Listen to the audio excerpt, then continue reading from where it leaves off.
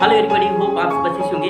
तो चलिए हम देर ना करते हुए स्टार्ट करते हैं हम आज का अपना टॉपिक जो है लीवर सिरोसिस। अगर थोड़ा बोरिंग लग रहा है तो जाकर आप एक कप चाय पी सकते हैं और चाय लेकर बैठ सकते हैं। स्टार्ट करते हैं अपना टॉपिक, और वो भी एकदम सिंपल लैंग्वेज में। तो लीवर सिरोसिस आपको पता भी होगा, ठीक है, पर फिर भी हम एक बार और रिवीजन कर लेते हैं और देख लेते हैं कि इसमें होता क्या है और इसका सोनोग्राफिक फाइंडिंग्स क्या है और किस टाइप के पेशेंट को ये देखने को मिलता है हमको। ठीक है, तो चलिए हम स्टार्ट करते हैं।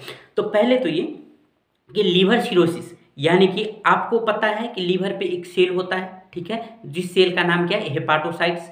अब क्या होता है, लीवर पे जितने भी हेपाटोसाइट्स, जितने भी सेल होते हैं ना, मान लीजिए वो सेल का डेथ हो जाना, ठीक है, और वो डेथ होने की वजह से सेल पे फाइब्रोसिस कलेक्शन होने लगना, ठीक है, इसको हम बोलते हैं क्या, लीवर सिरोसिस।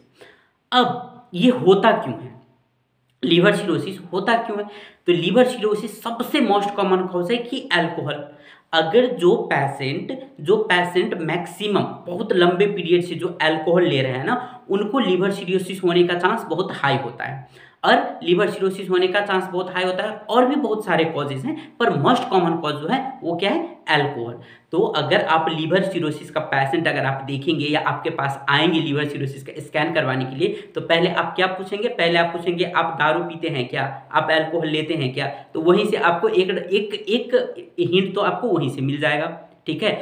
अब चलिए हम देख लेते हैं कि और क्या क्या कॉज हो सकता है, और क्या क्या कॉज हो सकता है लीवर सिरोसिस होने का। तो देखिए, जिस पेशेंट को हेपाटाइटिस है उनमें हमको लीवर सिरोसिस देखने को मिल सकता है, ठीक है। जिस पेशेंट को कोलेंजाइटिस है यानी कि कॉमन बाइल डक्ट जो है वो इन्फ्लामेशन है, वहां उस कंडीशन पे भी हमको क्या हो सकता है, हमको लीवर सिरोसिस देखने को मिल सकता है, ठीक है। और हेपाटाइटिस में hepatitis B and C most commonly होता है, ठीक है।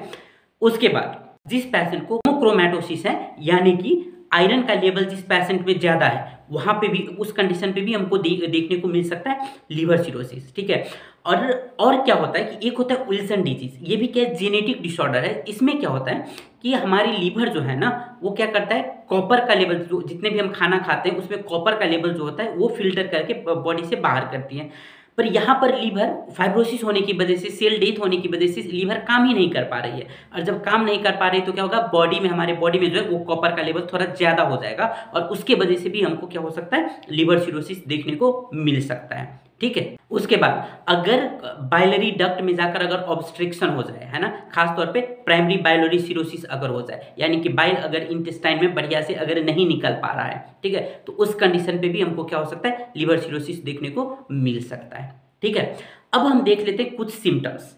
तो लीवर सिरोसिस का सिम्टम्स क्या है, मैं बार बार बोलता हूँ, सिम्टम्स हमको पता होना चाहिए, इससे हमको तो थोड़ा सा कॉन्फिडेंस तो आ ही जाता है कि चलो ये सिम्टम्स है, और हम अल्ट्रासाउंड में जो देख रहे हैं वो हमारा मैच हो रहा है, इसका मतलब कॉन्फिडेंट हो जाएंगे, आपका रिपोर्ट जो है आपको बहुत कॉन्फिडेंटली आप दे पाएंगे, है ना। तो चलिए हम देख लेते हैं सिम्टम्स। तो सिम्टम्स में कहते हैं, पेशेंट को पहले डायरिया होता है, ठीक है, हमको पेशेंट को डायरिया होता है, और डायरिया के साथ साथ पेशेंट को जॉन्डिस भी हमको देखने को मिलता है, और जब जॉन्डिस के साथ साथ हमको वेट लॉस भी देखने को मिलता है, वेट लॉस के साथ साथ हमको फटीग यानी कि पेशेंट को थकान भी बहुत ज्यादा महसूस होता है, ठीक है। तो ये कुछ सिम्टम्स है जनरली जो देखने को मिलता है, मैं फिर से बता रहा हूं, जनरली जो देखने को मिलता है, ठीक है। अब हम देख लेते हैं थोड़ा लेबोरेटरी टेस्ट। तो लेबोरेटरी टेस्ट में क्या है, लेबोरेटरी टेस्ट में फिर से हमारा लीवर फंक्शन टेस्ट जब हम करवाएंगे तो वहाँ का जितने भी एंजाइम्स कंपोनेंट्स वगैरह में सारा एलिवेट होगा, जैसे कि एएसटी, है ना, एमिनो ट्रांसफेरेस, जैसे कि एएलटी, अलानिन एमिनो ट्रांसफेरेस, ठीक है, जैसे कि बिल्डोबिन लेवल, ये सब क्या होता है, थोड़ा सा इंक्रीज देखने को मिलता है हमको लीवर सिरोसिस के केस में बेसिकली। और साथ साथ हमको एलडीएस यानी कि लैक्टेट डिहाइड्रोजिनेस भी हमको इंक्रीज देखने को मिलता है, ठीक है। अब और हम कुछ चीजें जान लेते हैं सिरोसिस के बारे में, और फिर हम आगे देखेंगे और सोनोग्राफिक फाइंडिंग क्या होता है।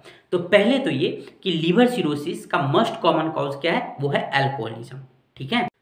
और जब लीवर सिरोसिस ये अल्कोहल के वजह से होता है ना, तो लीवर पे क्या होता है, नोड्यूल्स फॉर्मेशन होने लगता है, और वो नोड्यूल्स जो होता है वो लेस देन 1 सेंटीमीटर का, ठीक है, लेस देन 1 सेंटीमीटर का नोड्यूल्स हमको, मल्टीपल नोड्यूल्स हमको देखने को मिल सकता है लीवर सिरोसिस के केस में। तो जब आप स्कैन करेंगे, सोनोग्राफी या अल्ट्रासाउंड जब आप करने के लिए बैठेंगे, और तब आपको लीवर सिरोसिस का साइंस देखने को मिल रहा है, आप लीवर सिरोसिस देख पा रहे हैं, तो वहाँ पे आपको नोड्यूल्स है या नहीं वो भी आपको बारीकी से चेक करना है, क्योंकि वो नोड्यूल से ही आपको पता चल जाएगा। कभी कभार क्या होता है कि पेशेंट झूठ बोलने लगता है कि मैं शराब नहीं पीता हूँ, ठीक है, मैं दारू नहीं पीता हूँ।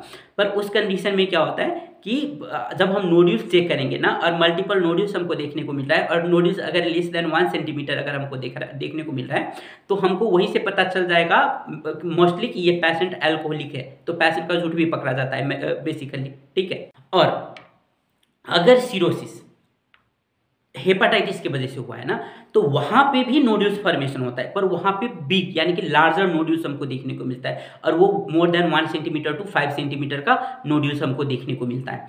तो जब आप स्कैन करने के लिए बैठेंगे और नोड्यूल्स आपको 1 से लेकर 5 सेंटीमीटर तक का अगर आपको देखने को मिलेगा, तो उस कंडीशन में आप क्या समझेंगे कि ये पेशेंट को हेपेटाइटिस की वजह से क्या हुआ है, ये लीवर सिरोसिस हुआ है, ठीक है। तो आपको कॉज यहीं से पता चल जाएगा, ठीक है। जब हम कॉन्वेक्स प्रोब यूज करते हैं ना, तो वहां से भी हमको लार्जर नोड्यूल्स देखने को मिल जाता है, ठीक है।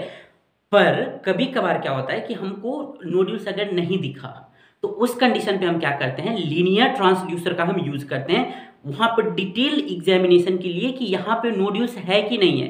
क्योंकि कभी कभार स्मॉल नोड्यूल्स वगैरह जो होता है ना, लेस देन 1 सेंटीमीटर का नोड्यूल्स जो होता है, वो हमको देखने को नहीं मिलता है कॉन्वेक्स प्रोब से या कॉन्वेक्स ट्रांसड्यूसर से। तो उस टाइम पे हमको लीनियर ट्रांसड्यूसर का यूज करना होता है, जिसमें हमारा हाई फ्रीक्वेंसी होता है, ठीक है। और अगर आपको ट्रांसड्यूसर के बारे में और डिटेल इन्फॉर्मेशन चाहिए तो हमारा जो ट्रांसड्यूसर पे जो वीडियो बना है वहाँ देख लीजिए, वहाँ से डिटेल पता चलता है। क्योंकि क्या होता है ना कि असाइटिस जो प्रेजेंट होता है, तो असाइटिस जब प्रेजेंट होता है तो वहाँ पे हमको नोड्यूल्स जनरली जो बड़ा बड़ा नोड्यूल्स होता है, लार्ज नोड्यूल्स होता है, वो जनरली देखने को मिल जाता है, ठीक है। पर स्मॉल नोड्यूल्स जो है वो नहीं देखने को मिलता है, इसलिए हम क्या करते हैं, लीनियर ट्रांसड्यूसर से हम थोड़ा डिटेल एग्जामिनेशन करते हैं कि नोड्यूल्स है या नहीं, ठीक है। यानी कि कॉज पता करने के लिए कि ये हेपेटाइटिस की वजह से ये लीवर सिरोसिस है या अल्कोहलिज्म की वजह से ये लीवर सिरोसिस है, वो भी एक तरीका है फाइंड आउट करने का, ठीक है। और एक मोस्ट इंपॉर्टेंट चीज, जब भी आपको लीवर सिरोसिस देखने को मिले ना, तो आप ये समझ लीजिए कि लीवर सिरोसिस अगर है तो वहां पे पोर्टल हाइपरटेंशन होगा ही होगा। मैक्सिमम केस में, अगर 100% में बोले तो 95-96% केस में आपको पेशेंट को देखने को मिलेगा जब लीवर सिरोसिस होगा तो वहां पे पोर्टल हाइपरटेंशन होगा। क्यों होगा? क्योंकि मैंने आपको पहले भी बताया था कि लीवर सिरोसिस यानी कि लीवर पे जो सेल्स है ना, वो सेल क्या होता है, डेड होके वो सेल जो है पोर्टल वेन को ऑब्स्ट्रक्ट करने लगता है, पोर्टल वेन को प्रेस करने लगता है, जिसके वजह से क्या होता है, पोर्टल वेन का जो प्रेशर है ना वो इंक्रीज हो जाता है। तो जब भी आप लीवर सिरोसिस स्कैन करोगे या लीवर सिरोसिस का केस देखोगे, तब आप क्या करोगे, पहले तो आप पोर्टल हाइपरटेंशन फाइंड आउट करने की कोशिश करोगे, ठीक है। और इतना ही नहीं, आपको जब लीवर सिरोसिस का केस देखने को मिलेगा तो आप पोर्टल हाइपरटेंशन तो फाइंड आउट करने की कोशिश करोगे, पोर्टल वेन थ्रोम्बोसिस यानी कि पोर्टल वेन में कोई ब्लड का क्लॉट तो नहीं जमा है, आप ये भी फाइंड आउट करने की कोशिश करोगे। और साथ ही साथ हेपाटोसेलुलर कार्सिनोमा भी फाइंड आउट करने की कोशिश करोगे आप लीवर पे, क्योंकि बहुत ज़्यादा रिस्क होता है हेपाटोसेलुलर कार्सिनोमा का भी। तो इसलिए जब भी आपको लीवर सिरोसिस देखने को मिले तो कृपया ये चीज़ सब थोड़ा डिटेल में एग्जामिन करें पेशेंट को, ताकि पेशेंट के ट्रीटमेंट में हम एक बहुत बड़ा हेल्प कर सके, ठीक है। अब हम देख लेते हैं हमारा फेवरेट जो है सोनोग्राफिक फाइंडिंग, यानी कि यूएससी में हमको क्या क्या देखने को मिलेगा। तो पहले तो ये कि लीवर इकोजेनिक होगा, यानी कि ब्राइटनेस ज़्यादा होगा लीवर पे। उसके बाद इनिशियली क्या होता है कि हेपाटोमेगाली आपको देखने को मिलेगा। स्टार्टिंग में जब आप देखेंगे ना, जब स्टार्टिंग थोड़ा थोड़ा हुआ रहता है, तो उस टाइम पे आपको हेपाटोमेगाली देखने को मिल सकता है। और अगर थोड़ी दिन बाद और आप देखोगे ना, तो वहाँ पे लीवर आपको श्रंकन यानी कि सिकुड़ा हुआ, ठीक है, श्रंकन लीवर आपको देखने को मिलता है, ठीक है। और क्या होता है कि कॉर्डेट लोब एंड साथ ही साथ लेफ्ट लोब भी आपको क्या होगा, इनलार्ज देखने को मिलेगा, ठीक है। लीवर का सरफेस जो होगा वो कोर्स्ड होगा, यानी कि खुरदुरा होगा। और लीवर का जो एक नोड्यूल्स जो होता है, लीवर पे नोड्यूल्स जो होता है वो इरेगुलर देखने को मिलेगा। और लीवर का जो आउटलाइन होता है, ठीक है, लीवर का जो शेप होता है वो शेप भी आपको इरेगुलर शेप में देखने को मिलेगा। जो जनरली हम नॉर्मल लीवर देखते हैं ऐसा नहीं देखने को मिलेगा, आपको श्रंकन लीवर इरेगुलर देखने को मिलेगा। और वहाँ का जो टेक्सचर जो होगा लीवर का वो भी क्या होगा, कोर्स्ड होगा, ठीक है। ये कुछ फाइंडिंग्स हैं जो आपको देखने को मिल सकता है। साथ ही साथ आपको असाइटिस देखने को मिलेगा और साथ ही साथ आपको स्प्लीनोमेगाली भी देखने को मिलेगा। और जब हम इतना सब देख के जब हम कॉलर डॉपलर जब हम डालेंगे ना, तो कॉलर डॉपलर में क्या होगा, हमको पोर्टल वेन में हमको हेपाटोफ्यूगल ब्लड फ्लो देखने को मिलेगा, यानी कि रिवर्स ब्लड फ्लो। जिस डायरेक्शन में ब्लड को फ्लो होना चाहिए उस डायरेक्शन में फ्लो ना होकर क्या हो रहा है, उल्टा डायरेक्शन में ब्लड फ्लो हो रहा है। इसको हम क्या बोलते हैं, हेपाटोफ्यूगल ब्लड फ्लो बोलते हैं। और हम आपको जब कॉलर डॉपलर पढ़ाएंगे तो वहां पर हम डिटेल में डिस्कस करेंगे, इसका पैटर्न भी हम देख लेंगे, ठीक है।